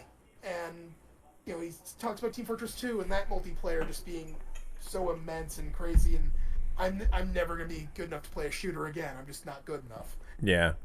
I'm 40 next year. I am just aged out of the reaction times to play shooters at a Dude, decent level. tell me about it. Tell me about it. I can relate. Same for fighters. Guilty Gear. He's like, sure. I love the visuals of Guilty Gear games. I love the character designs. They're complicated, but not too complicated. They're brilliant. They're fun. It's flashy. I love watching a few fights of it. Love watching when new fighter games come out. Watching all the intro taunts, entries, exits, all that stuff. But I don't play these games because I have no desire to go play a fighting game. It's just not for me. But I love the world. And his third game was Dead by Daylight on the list. Like, that's hilarious. Love the lore, I was just sitting here going, yes, I totally get it. This is not a game for everyone. You can love a game and understand what makes games great without having to play every single game. There are tons of games I think are great that they exist, but I will never be able to play it because I just don't have the skills, the abilities, or anything anymore to play them. I get that. I seriously relate to that. I think so I can actually think of some. So when you said that, I wrote this down. I wrote games I love but don't play. Like I have games that I love, like in ways of like the soundtrack, the lore, the look of it, the characters. Like I can watch people play it. I can love people that love that game and enjoy watching them, go through it, talk about it, play it, and everything. Matter of fact, there's some games that I have listen to the soundtracks of so often that when they pop up in gameplay, I go, oh, that's weird. That's in this game. Like, I love this soundtrack, but I never even realized like it's a part of a game. Like, there's an actual game that this is a huge thing in. And some games like I think of when I come up with that is like Chrono Trigger on the Super Nintendo. Like, that's such a huge game and such a major event in role-playing game history in the U.S. and Japan, wherever. But I've never played through it. And like, I think I could play through it, and I would love to play through it at some point. But it just doesn't, like, it's never come into it's never come into my brain to like, I'm going to sit down and play it because I love it. I never have, but I still do love it. I think of Cuphead. Cuphead is a game that I tried to play, and I thought it's a run and gun game. I'm good at those. I was good at Contra when I was a kid. I like Gunstar Heroes. I like Metal Slug. Fuck yeah, I'm going to play Cuphead. And for whatever reason, I suck at Cuphead. And it's not one of those, like, I played it a little bit and I wasn't good right away, so then I got sick of it. Like, I'm not good at it. And when I started feeling like I was getting somewhere and I was starting to, like, really put things together, then a new stage would present itself and just completely fucking annihilate me. And I was like, this is not fun. My heart rate is so high right now, and I'm sweating, and my controller and my hands hurt. Like, I don't think I'm going to enjoy playing this anymore, and I just stopped. And there's difficult side-scrolling, games that I fell in love with. Katana Zero is one of them that genuinely made me so mad and so angry to play that game because the boss battles and the stages were so unfair, but I had such a great time playing it. Celeste, fucking beautiful game, but unbelievably difficult. But it was so rewarding to play through it. And like Shovel Knight, those kind of games, like Shovel Knight's not the most difficult, but Shovel Knight has a big learning curve because you got to memorize certain areas and the boss battles can be pretty tough. It is a beautiful fucking game though, but Cuphead? No. Like, I will watch people play it. I got a buddy who can play through it deathless. I don't even know how he could possibly do that. But yeah, I would love Jared. Ralphie is what he comes in the chat once in a while as. But he's played through it on his Twitch stream, playing Cuphead deathless, and I'm like, I don't even understand. Like, I can't fathom that because I can't get through a stage without losing everything and continuing. So That's a big one. Cuphead is infuriating. But I love that quote. Games I love but don't play. Because there's a lot of games that I love but I just don't. You know, like it's one of those, like I played it and I did enjoy it back in the day, but I have no interest in ever playing it again. But I love it. I 100% agree with you on Cuphead. Oof. I 100% agree with you on Select. Like, these are all games. I'm glad they exist. I enjoy like everything about them. Their design. I could watch people play them if I had the time to even do that. But it's just like I would love to sit down and learn to play these games, but I don't have the skill set. I don't have the time.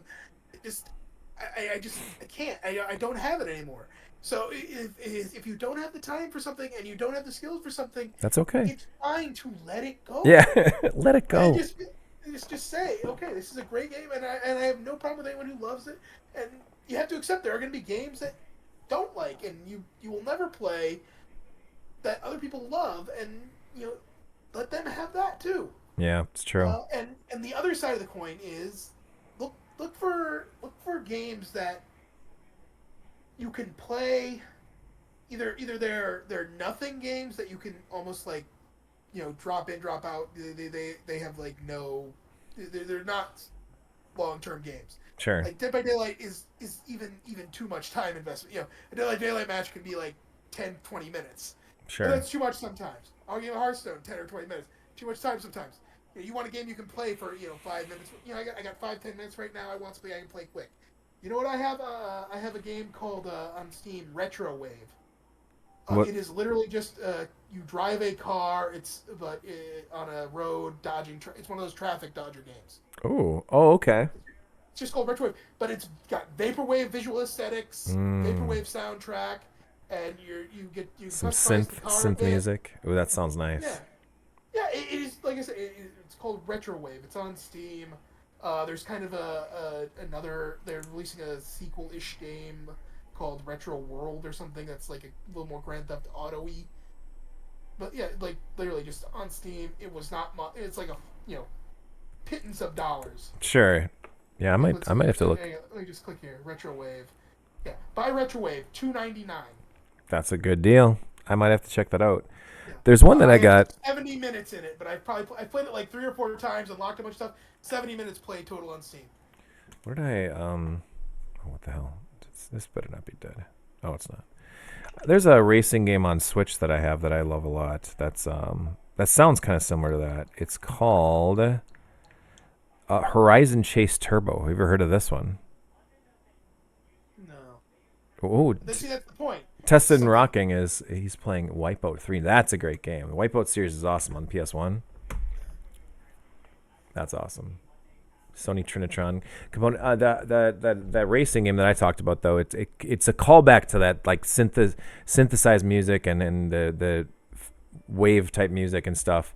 But like wave type music, Jesus, like retro synth wave, dream wave music, and it plays like Outrun, but it's like easier, definitely easier because it's just like you're really just blasting through and you're turning and you're doing whatever, and it's got like real nice curves and stuff. It actually plays a lot like Top Gear. If you remember the Top Gear game series, those were good games. But it's a very easy, very chill. You just feel like you're really just holding down the gas and just driving and watching everything. And you put it down, after a couple of minutes, and you're like, yeah, I feel good because I came in first place, whatever. And then you pick it up a couple months later when you got some time and just rock through it again, and it's pretty good. Oh, what game is that on the Switch? It is. Damn it! I did it again. Are you talking about the Retro Wave racing game or this one? Because this one is Horizon Chase Turbo, and it's very fun. I like it a lot. But it's in my opinion, what you were explaining with Retro Wave sounds similar to this, and it's probably not the same thing, but. I threw the link to Retro Wave in your topic suggestion channel on Discord. Hell yeah! Also, another game I threw in there, Evo Wave. Similar sort of visual aesthetics. It's a kind of a retro 3D platformer. I have it down as 2.7 hours played on Steam. All 22 achievements gotten, game complete. Like a 3-hour time investment to complete this game. It's free. That's awesome. That's awesome. Like, understand that is all it takes. It's like you want to play something. Okay, I'm gonna go look for something that's cheap. This is free. It's a 3D platformer. Oh, neat, cool, love it. There's Horizon Chase Turbo. It's got that kind of look to it. Yeah. It's pretty. I just put it on the Twitch screen if you can see it. Slope Dope is a great game too. That's a skiing simulation game. That's from my knowledge, it's only available on Dope Slope and Gnome Slope. Those aren't real things, are they? Those are on PC Engine / TurboGrafx. Classic games. My tip is find small games that you can get enjoyment out of in small bursts. Find the genres that make you happy without requiring so much commitment from you. Because, like I said, you have your Dark Souls. That takes so much effort. To learn a Dark Souls game, to learn Sekiro, to learn Elden Ring, to learn Wukong. They just keep coming. But I've heard good things about that Wukong game. I'm not saying any of them are bad. I'm not saying that. I'm saying that they just take a lot of effort to learn, a lot of time investment. They're very big games. What about this? So everybody's been talking about Astrobot this week, about how Astrobot came out kind of completely under the radar. A lot of people were like, oh, cool, it's one of those... I've heard about this. I have not looked up any videos of it. Cute little platformer on the PlayStation 5. But apparently, like, everyone that's played it is just in love with it. It's this big nostalgic... like fan service to the entire PlayStation, everything about PlayStation. Like, there's little things you can collect, and there's little areas, and there's little stages from like the original Ridge Racer and the original Gran Turismo, and it just keeps going through all the characters and everything that's built PlayStation to what it is today, through every era of PlayStation, which is what that Astrobot like demo did when the PlayStation 5 first came out. But from what I'm understanding, like, this game is like a major step up, and it's just as good as like what people are considering like the best platformers ever, like a Mario Odyssey or the Mario Galaxy games.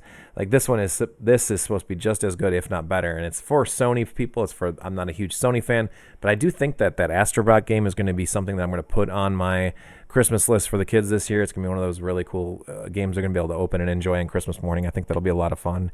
So we're really looking forward to that. Really excited. I'm excited for the kids to play that. I'm excited for myself to play it, because I wouldn't say that I'm the hugest 3D platformer fan in the world, but I've been kind of itching at wanting a real genuine great new game to play like that, after like Mario Odyssey was a couple years ago, and that Galaxy games were all the way back on the original Wii. But like something like that. And I've heard Astro Boy is really freaking good. A lot of people are even considering it, like Metacritic and all the scores that have come out from like IGN and stuff. They're calling like a 9.6 out of 10.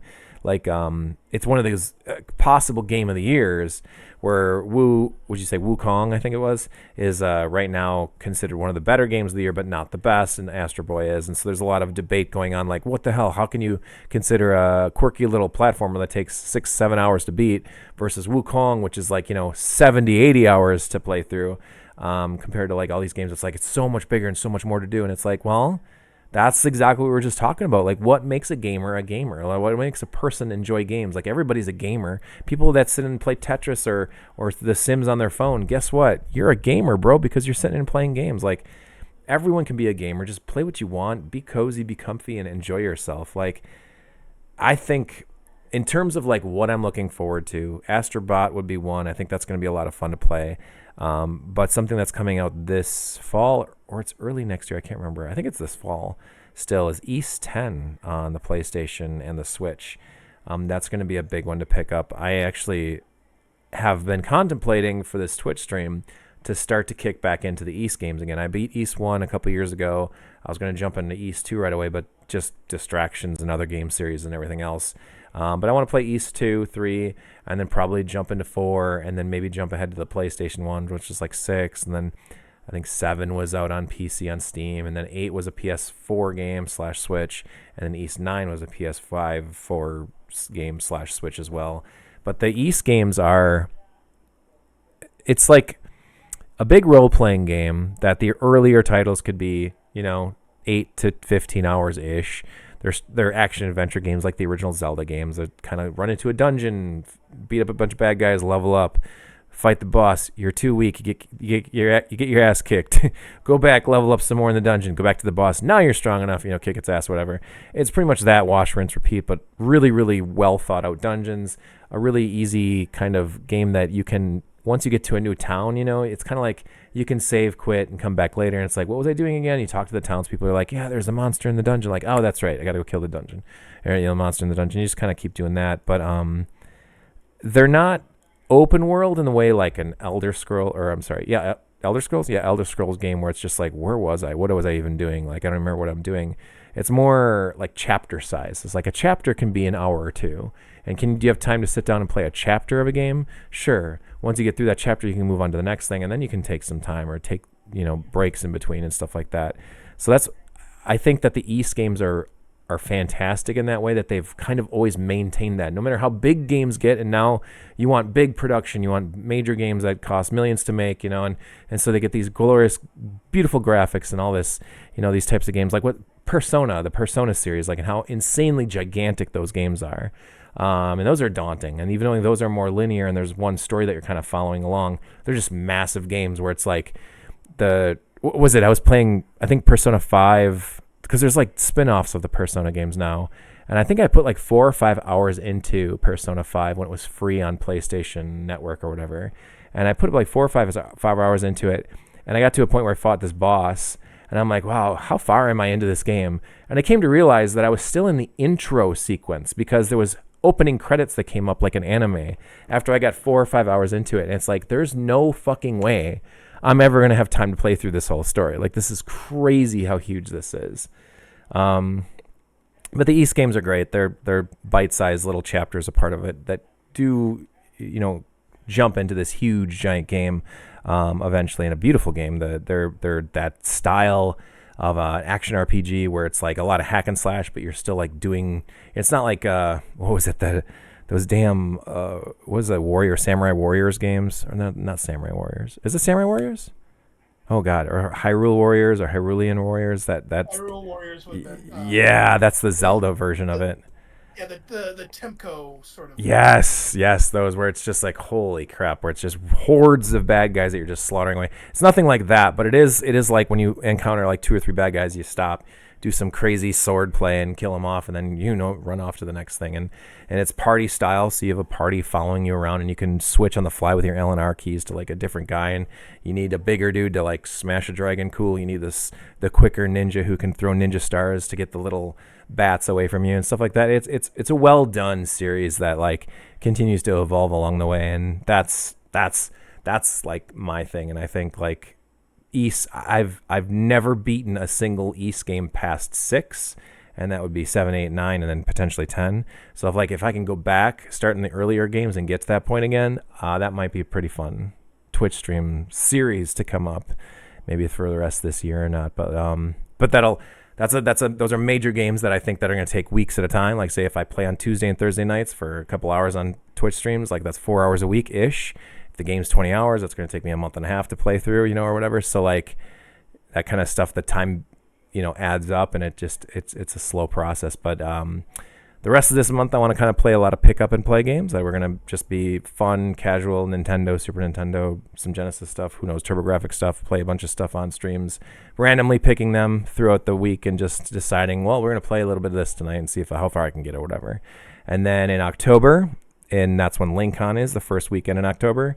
But after that, it's all Castlevania for the rest of the month. So maybe we do Dead by Daylight Castlevania one night, and you can show me around how that works. Maybe I'll play through.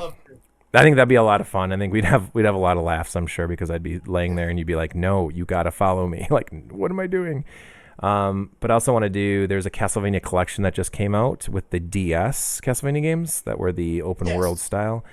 Incredible. There's the Haunted Castle remake that I guess is fucking phenomenal. So I got to play through that. I want to play through Castlevania Bloodlines on the Genesis, and then if time allows, I was going to play through Castlevania Chronicles on the PlayStation 1. I've always wanted to play that one on stream, so that'd probably be October. Then by November 1st, boom, East games. That might be what we're doing, but yeah, I think that's pretty much all I can think of that I'm looking forward to in gaming. But yes. So while you were going through that, just for reference, every game I've mentioned so far, I have put in your suggestion channel. Sweet. On Discord. Good. Including all the Monster Prom games and Mina the Howler. Oh, heck yeah. They're all on. All these things are on Steam, so perfect. Check that out. And like if you want those short games, you want one shot. I would throw Evo Wave in there because it's a free game. Oh. See if you can beat Evo Wave in one night. Evo Wave, heck yeah. Yeah, it's on that list. Yeah, 2 hours. I have everything done in just over 2 hours. That's so awesome. You can probably beat it in 2 hours. And you said that was from the team that did Retro Wave? No. That's just something different. Just something I had on my Steam library that I played and was enjoyable, and it's a free game on Steam. You can't do any better than free. Free's pretty awesome. Super cool. Yeah, play small games. If you don't have time for the big games, if you literally have executive dysfunction like I do when you drop into Skyrim and go, okay, what do I do? Do I go here? Do I go here? Do I go here? And you're just sitting there staring at all these different storylines and all these different things you can go do immediately, and just go, I have no idea how to grasp this in the next what I'm doing in the next 2 hours, let alone I can't do those games. I found that out with Morrowind. Oh yeah. Like I could never get out of the starting town because it's like there's just so much in that starting town to steal. Oh my god, yeah. I just wanted to run around and steal silverware. That's all I was doing. I was having so much fun. And the guards are like, I am no good at open world games, so yeah. I need some kind of structure, and not just like an open plot, but like there's like very little like Saints Row is about my level of open world. Yeah. Because everything is marcated on the map for things to do, side quest wise. There's a limited number, and the main story quests are clearly earmarked, and you got to do those to unlock the other stuff. Cool. Yeah. I have successfully destroyed all the Saints Row games. That's awesome. I think that's got to be somewhat similar to like Cyberpunk 2077 then. I like that Grand Theft Auto style, but Cyberpunk is a first-person shooter style game, which does get very difficult. But I was like 7 or 8 hours into that until it crashed on me, and then I never returned to it because I was just too disappointed that my game died. But that was during the initial release, which is basically the beta release of Cyberpunk, where people were having issues, and man, the issues I was having were hilarious. Yeah, and those games so broken. Yeah. Bigger, and there's just too much at this point for me. It's massive. I will take my little solo games, things like, let's see, I have a folder on Steam that's just short solo. It's called short solo stuff. I like that. Assemble with care. Cats neatly organized. It's a little puzzle game where all the pieces are different cats. I like that. Each cat is a different shape that it keeps being, and you have to find a way to stack all the cats. I like that. I am Bread's in here, Goat Simulator's in here because they're just kind of games where you just play for a bit. I hate Goat Simulator. I hate it. I hate that game. Hate it. Poker Night at the Inventory 1 and 2. That sounds fun. Do you play poker? I've never played that. I've played very little actual cards, like hanging out at a family's house and playing cards. I think I've played spades. I'm terrible at it. I've played... Oh, what was it? Shit. Is it? Oh, I don't know. I played a couple different games, and I'm no good at any of it, so... So let me pose this question to you. Oh, God. Poker Night at the Inventory 1. This was a game they just released where you could go play poker, and you walk... The inventory is like this whole, like, secret Valve warehouse, right? Mm-hmm. You walk in, the poker table. Sitting at the poker table is Max from Sam and Max. That's amazing. I Tango love from Penny Arcade. Strong Bad. And the Team Fortress 2 Heavy. And you're sitting down and playing poker with these four guys. That's amazing. And they chatter at each other, and you just play. It's a poker game, but those are your computer opponents. That's awesome. And Poker Night 2, all they did was change who your opponents are. So Poker Night 2, let me see if I can find them. They have various different different tables where you can be playing. So the dealer in Poker Night 2 is GLaDOS. And you're playing against Brock Sampson. Okay. Do you feel a fever or anything, or? Yeah. Sorry about that. Everything okay? Yeah, we're good. We're good. Okay. I'm just making sure. I don't want to keep rambling. No, you're good. You're good. Okay. So Brock Sampson from the Venture Brothers, Sam from Sam and Max, Ash from Evil Dead, and video game award-winning voice act Claptrap from Borderlands. The movie doesn't exist. It got canceled. I promise you, it doesn't exist. The only Claptrap you need to know is video game Claptrap, owner of video game award-winning statue. Oh my God. Yeah, that sounds amazing. Actually, they're older. Like these games are like. How old are these games? I'd have to actually look how old these games are. My last played is 2014 on Poker Night 2. That's hilarious. So that's pretty crazy. 2013 for the original Poker Night. To give you an idea, these games are over 10 years old. That's amazing. But they're on Steam. You can go buy them for. Oh, never mind. Poker Night at the inventory is no longer available on Steam. Is Poker Night 2? Well, you need to make sure you keep your downloads then. Oh, they're both unlisted. Never mind. I'm sorry I said anything. Oh shoot! But you have them, right? Oh yes, I have them downloaded. Okay, good. Yeah, they're still in my game inventory. So how does that work with in Steam? If you have them if you have them in your inventory, but you don't have them currently downloaded, are you still able? Number 2 says unlisted, so I'm assuming I can still download it if I own it. Oh, okay. Wow, that's crazy. But those are the kind of games that, if anything, they could go online somewhere else, like Good Old Games or whatever could wind up picking them up, or who knows. Probably a licensing thing, in all honesty. Yeah, it could be. Yeah, that's a lot of characters. So, like, when you were rattling off all those characters, I was like, really? Like, that's a good chunk of licenses. 10 years old, or other games. Mini Metro is on this list, which is just you build subways in different city layouts and having to upgrade your subways as traffic flows. Little games to play, or if you just want to get some story focus, play a Telltale game. Oh yeah, Telltale games were good. Yep. Or Casting of Frank Stone, or any of the Supermassive games. Life is Strange, Walking Dead. Yep. They're all out there.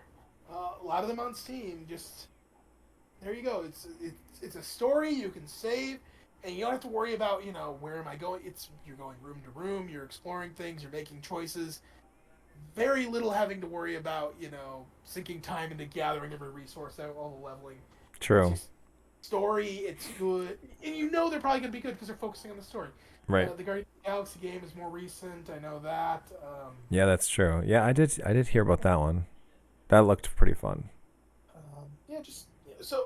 If you want to game... What is gaming to you? Find what you like. Find the time frames you can play games in. Find the games that fit those time frames. Find genres you like. Play the small games. Play the stuff no one's ever heard of. Hell yeah. Seriously, go to the store, and just click I don't know. Browse all, yeah. Filter by whatever, free games, whatever. Yeah, sort by cost or whatever you want to sort by. Sort like some genre filters and just start looking at things. You're gonna see a lot of garbage in there for sure. Oh yeah, definitely. 100%. But if you see something that goes, oh, that sounds interesting, it's $2. Right, exactly. So your investment is basically nothing. Yeah. So yeah.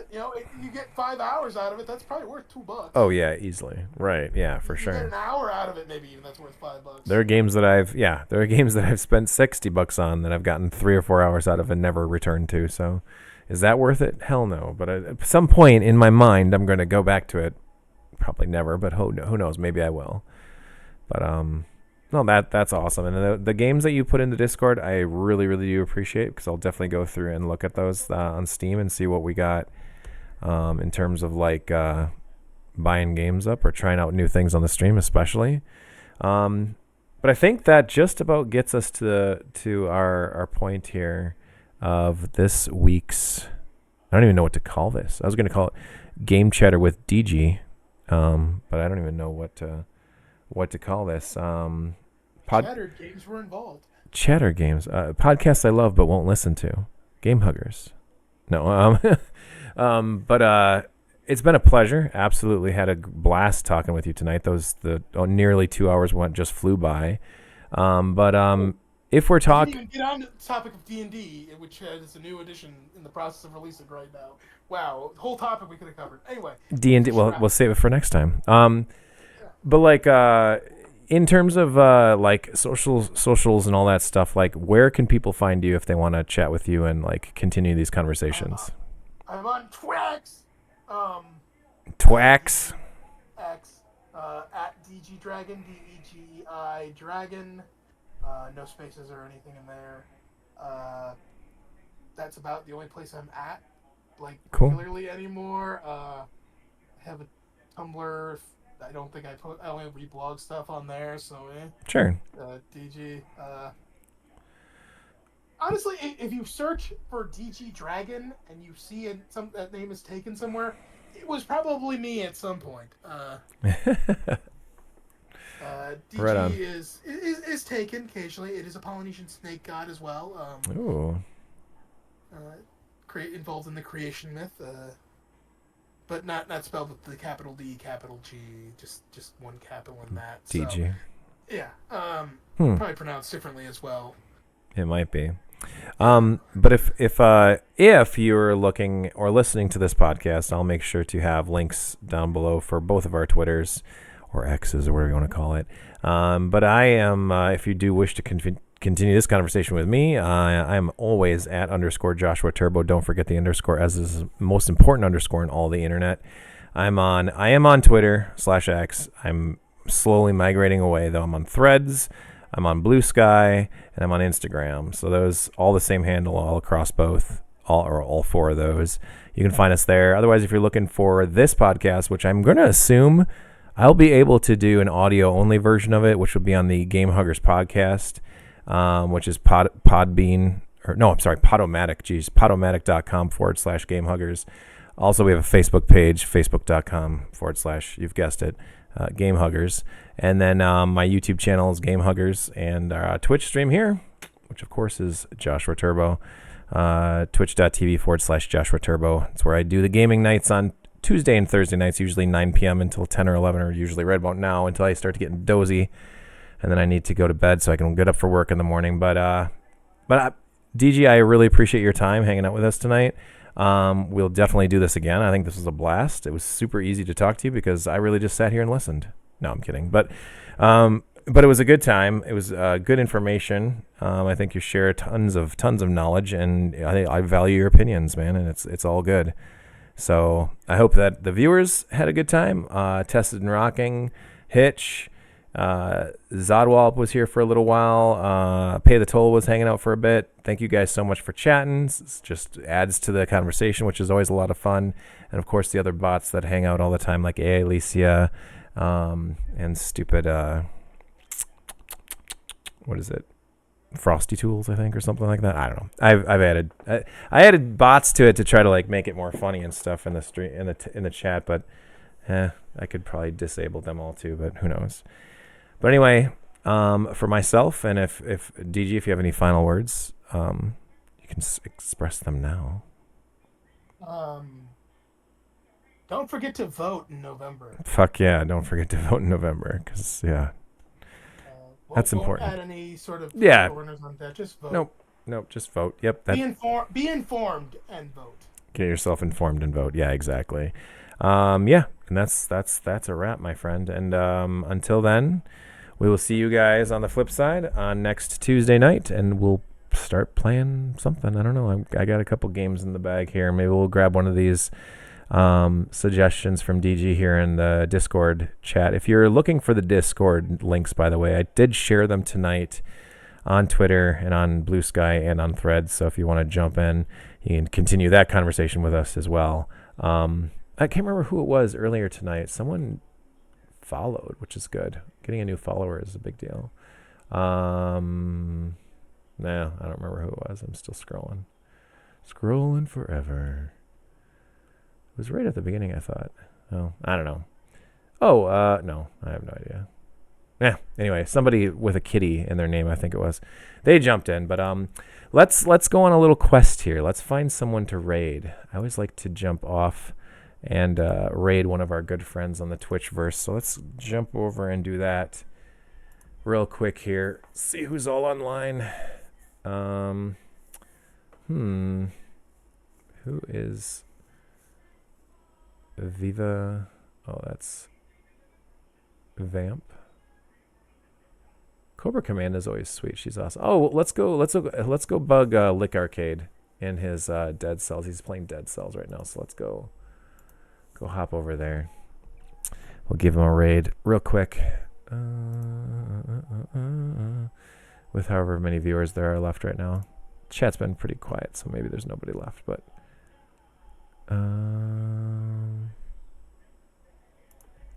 Lick Arcade. What a name.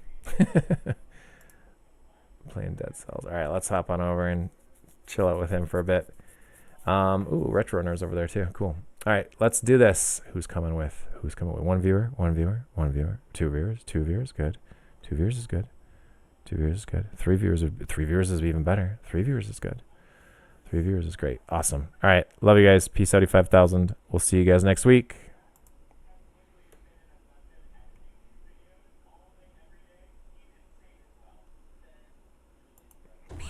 All right.